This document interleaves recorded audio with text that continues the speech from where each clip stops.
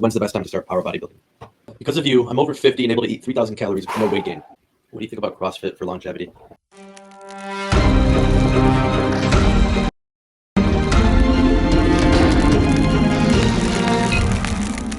Trying to change the metabolism at almost 60-year-olds.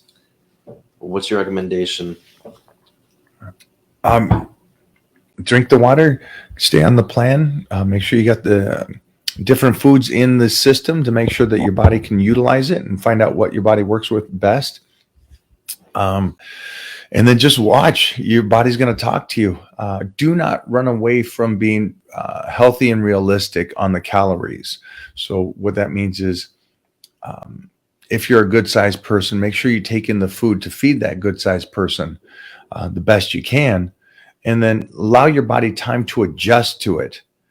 So most people, I think, will go out and, let's say you start your nutrition plan, it has you at 3,000 calories and you start eating, but your body's not used to that 3,000 calories, right? Because you've been eating twice a day for the last 3 months.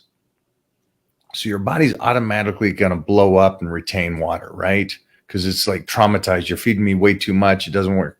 What's cool about the body is if you take your time and you process it and you let your body heal itself, there's going to be a couple weeks on that nutrition plan, and then you're going to feel the body kick in to where it starts utilizing it. And that still happens at 60. So don't think it doesn't. I'm going to try to answer this one here. All right. English is a little off, but I think, Mike, it's my 4th month starting my fitness journey. I do all the exercise and I have a lot of form from you. What do you suggest me? When do you suggest I should start power bodybuilding? I guess he's trying to ask, when's the best time to start power bodybuilding? You want to answer that? I mean, no, he wants you. I would say I would have started 4 months ago. Bam. Yeah. Power bodybuilding, just for anybody that's here, is the most simple, basic principles to training to set you up to win.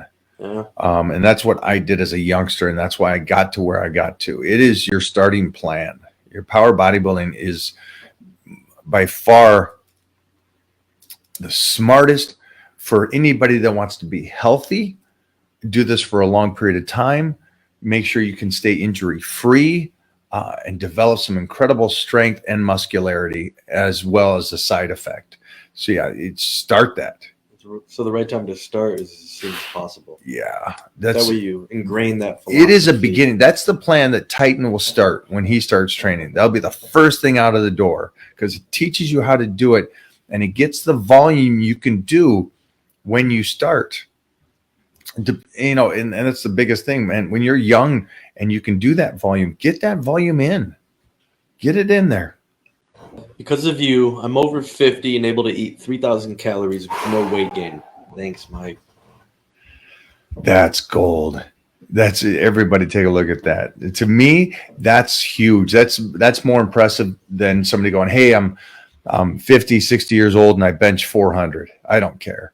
But his body is utilizing 3,000 calories without change. That's huge. I don't know if you guys understand that. That means his body's functioning at 100%.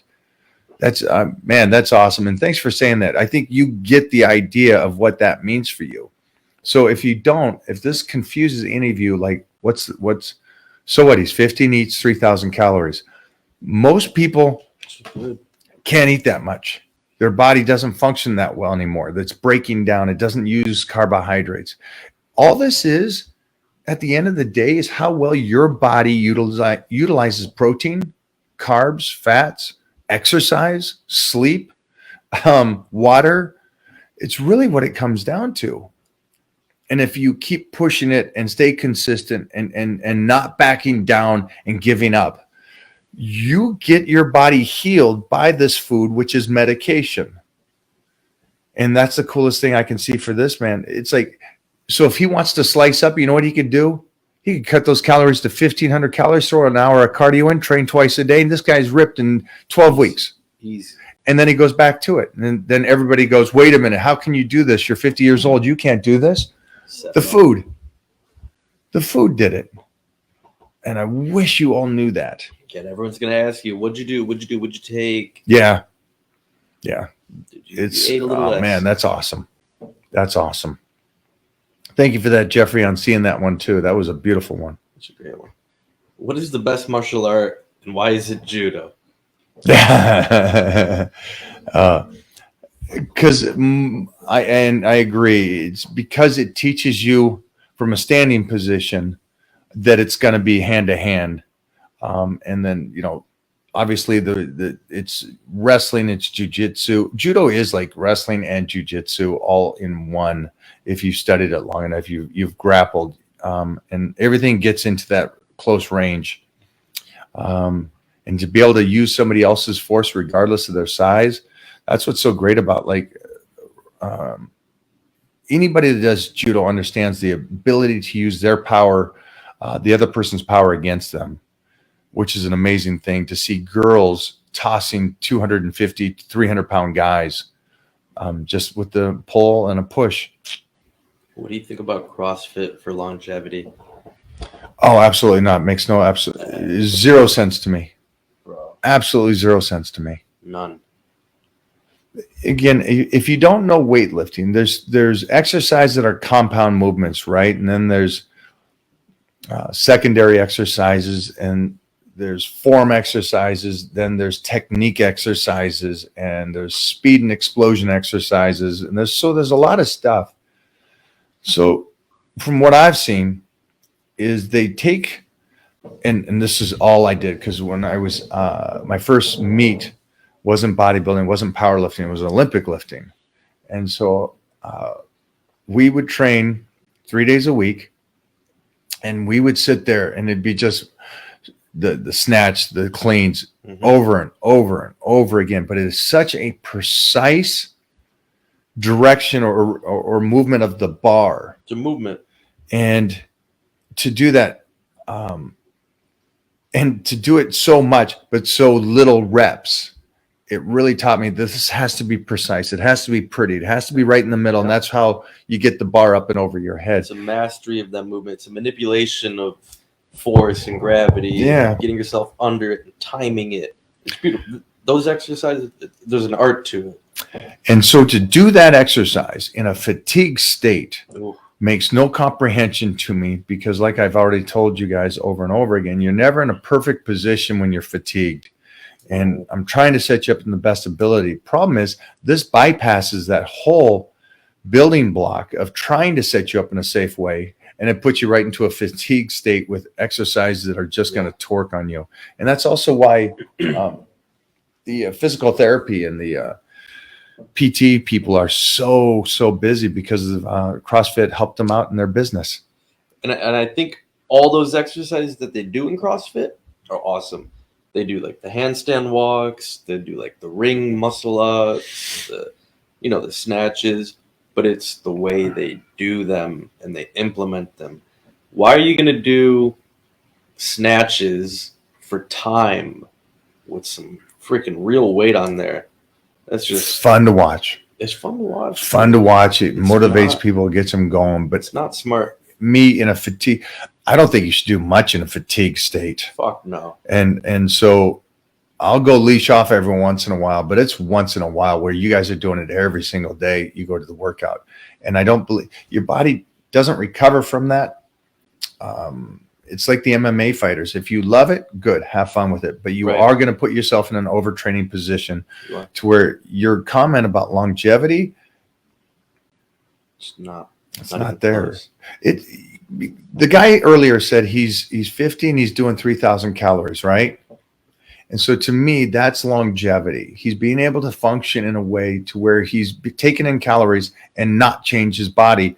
And so he's not getting fat from it. When you train at the level they do in CrossFit, which is great, and it's cool that they motivate you that much, but you're training at such 100% level that there's no off button. And so you're teaching your body that you have to, for the rest of your life, train at that level. And that's what I don't recommend. I think weight training should be 4 to 5 days a week is gold. I mean, it's beyond gold. If you can do that, I'm so proud of you. take a couple rest days, 2 or 3 rest days. If you don't have to do cardio all the time, that's great. I think the opposite of the most intense, and I know that may confuse you. It's like, no. You always work out. You always work out. But it's got to be smart. Yeah. It's got to be smart. There has to be some kind of comprehension that if you are dieting and training like an animal every single day, that's going to end sometime. There's a lot of mileage in CrossFit, and it's not good mileage. It's bad repetitions. Full circle. What'd you say this morning? You said Robbie Robinson does 1 rep and it looks better than a guy that does 100 reps. Yeah. So those WODs they do and stuff, they encourage more reps in less time. So you're just sloppily and hastily getting through an exercise, and your form is deteriorating rep by rep, but you just keep going. That is the farthest thing from longevity. It's just mileage. Bad mileage. I was thinking about how can I get Titan to squat? He's going to be tall. He's going to be taller than me. How can I get him to squat and save his knees as long as I can in his back? And my comprehension of that is he'll probably do pause squats from the start. I'll probably do very little movement for his squats besides holding it, taking the weight down. And so when he talks about his weight, I hope this happens. I hope it does. I hope this one day they look at this 6'6", 280-pound guy and say, hey, what do you squat? And he says, I do 315. And they go, you almost weigh 315. Why do you squat for 315? And he goes, well, I'll show you. And then he goes over there and he sits down on 1 rep and holds it there for 20 seconds. And then he does it again. And he does 3 reps in 1 minute of holding it. Very little movement, but the power and the structure to this connective tissue and the least amount of mileage, that's what I'm going to teach him. It's like the Titan bar. The Titan bar, I could barely get to 400 pounds on that bar. Right. Where normally I could do 10 reps on that thing. So it's like there is a comprehension to stressing your body in the smartest way possible with the least amount of mileage. So that goes back to my point of when I was a kid. I wish I didn't do so much. But again, it's volume, and you kind of have to go through that stuff. And I wouldn't be who I am today if I didn't do that. Right. But great question. But yeah, I'm a fan of it. It's fun to watch. It motivates people. Yeah, like, I'm a fan of the movements. Like, I think everybody should be able to, overhead squat or do a handstand. Like, that's basic.